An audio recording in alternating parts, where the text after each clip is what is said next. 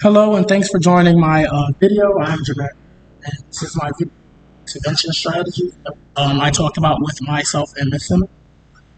So when speaking with Ms. Simmons, we came up with two different strategies. The way we chose the proper strategies was by choosing best worked for the students in their specific.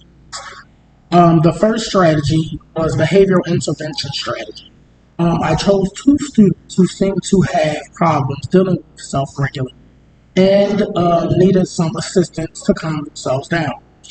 Students who typically tend to deal with self-regulation issues don't have a good grasp or know how to properly calm themselves down, and with the behavior intervention strategies, we will be able to accomplish this skill. We also discussed one-on-one interventions. This intervention was not only good for struggling students or students with special needs, but for all students who needed some type of either from the teacher or the assistant. When it came to the math activities, most of the students did a good job. We talked about numerators, denominators, and fractions.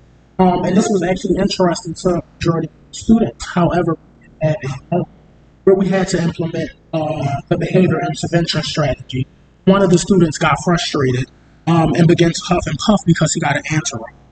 And this was okay, and this is all right, typically normal for students who are dealing with self-regulation issues, but this was the great and the best time to step in with the behavior intervention strategy. So because the student showed signs of frustration, I felt that a quick breathing exercise would be a great intervention to help calm the student down, and it ultimately worked, and he was able to rejoin the classroom and continue participating in the activity.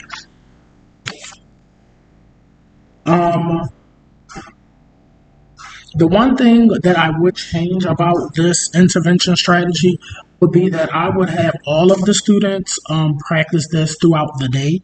So at the beginning of the school year, I might show the students the breathing exercises and show them when is the best time to use the breathing exercises and how to properly use them.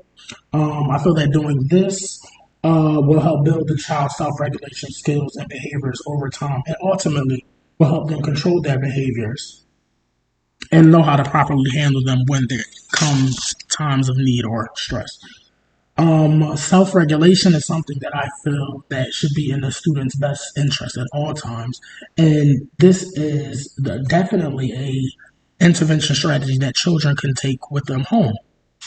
Students can show their families and parents, siblings, how to use self-regulation skills or how to use different breathing techniques or things of that nature. And this will not only help the students in their home life, but it will help you as well, being the teacher in the classroom, because then students can teach other students how to properly regulate themselves and things of that nature. So because they're getting the constant practice with self-regulating at home and at school, they will know how to properly use these techniques when these happen to them. In my future class, I really plan to stress to my students and show them how to be the best them that they can be by implementing these strategies as well as different type of strategies over time. So with these steps, they will assist the students with their education as well as their behaviors and we will certainly be moving students in a proper, positive, and uplifting future. And this is what we want as teachers in our classroom. Thanks again. I am Jameer Hill.